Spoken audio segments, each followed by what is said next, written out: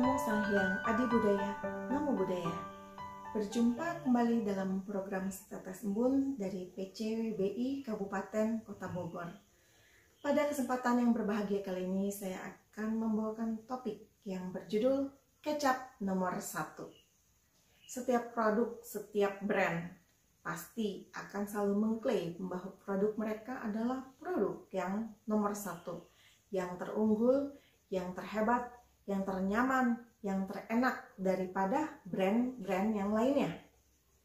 Mulai dari iklan TV, iklan di koran, majalah, iklan di medsos, maupun billboard besar sering mempromosikan seperti itu.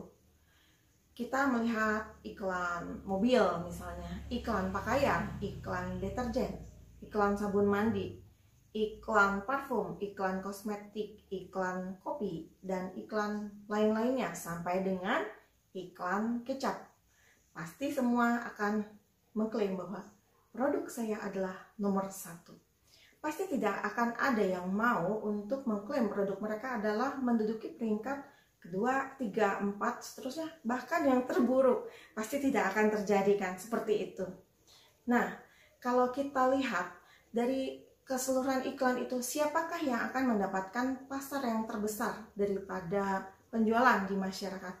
Mungkin iklan memang mempengaruhi, tapi juga ada faktor selera, faktor sosial budaya, faktor geografis untuk masyarakat memilih produk itu. Karena pasti ada faktor cocok-cocokan yang harus ada, yang harus matching klop dengan produk tersebut.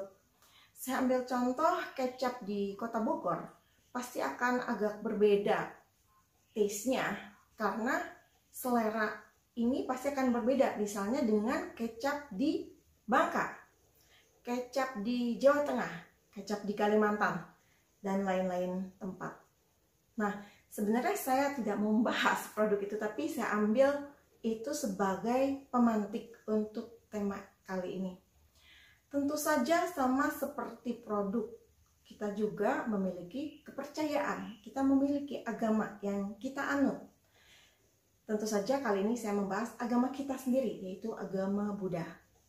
Kita sebagai umat Buddha, apakah kita memiliki keyakinan bahwa memang agama kita adalah yang terbaik, yang nomor 1? Bahwa agama kita adalah yang paling cocok, yang pasti akan membawa kita kepada kebahagiaan? Apakah kita sudah sampai di titik itu? Lalu, apakah kita sudah mempelajari dengan seksama apa ajaran yang telah diajarkan oleh Sang Buddha kepada kita semua? Jadi mulai tadi ya, kita tertarik, kita percaya, kita mempelajari. Lalu apakah kita sudah mempraktekkan apa yang diajarkan oleh Buddha? Apakah kita sudah menjalaninya dalam hidup kita sehari-hari sebagai perumah tangga ini? Apakah kita sudah bisa mengeliminir 3 akar kejahatan, loba, dosa, moha, yaitu keserakahan, kebencian, dan juga kebodohan? Apakah kita kalau melihat orang, kita melihat perbuatan orang, kita masih ada rasa kebencian tanpa sebab? Kalau melihat ada orang melakukan sesuatu, kita sebel banget gitu. Padahal tidak ada yang salah dilakukan oleh orang tersebut terhadap kita ataupun orang lain. Tapi sudah ada akar itu, akar kebencian di dalam diri kita.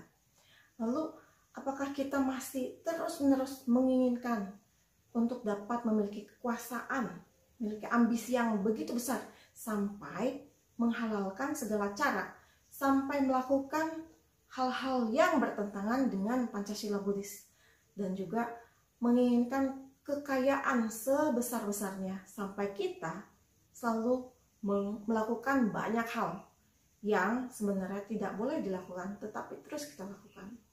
Nah, setelah melihat akibat-akibat dari perbuatan buruk yang akan dilakukan, kita sudah mengerti apa itu, tapi kita terus-menerus melakukan itu karena ada moha yang menutupi hati kita, sehingga kita terus-menerus terjebak di dalam samsara yang menyedihkan ini.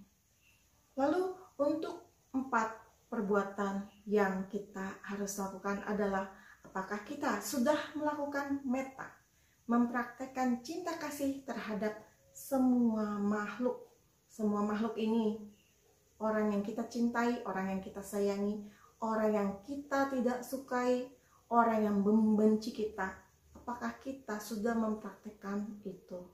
Lalu terhadap makhluk-makhluk lainnya, apakah kita hanya bisa, oke, saya bisa menyayangi sesama manusia, tetapi untuk binatang, mohon maaf, saya tetap saja melakukan perbuatan-perbuatan menyakiti makhluk yang lebih lemah daripada kita. Bagaimana, apakah kita bisa mempraktekkan metta? Metta tidak sebatas kepada teori saja, tetapi praktek yang harus kita lakukan. Lalu karuna, apakah kita melihat penderitaan orang lain itu kita malah merasa happy, syukurin ya lo ya, karena lo lagi tertimpa musibah. Atau timbul rasa kasihan kita sehingga menggugah kita untuk dapat melakukan kebajikan untuk membantu orang tersebut. Lalu mudita, apakah kita merasa happy ketika melihat orang lain berbahagia, atau kita merasa iri? Mengapa orang itu bisa mendapatkan kebahagiaan, mendapatkan prestasi, mendapatkan kejayaan, atau pangkat atau jabatan tertentu? Kita merasa iri banget. Bagaimana dengan hal itu? Apakah kita bisa melakukan introspeksi diri? Kita merasa turut bergembira atas kebahagiaan yang orang lain alami, atau kita merasa iri hati?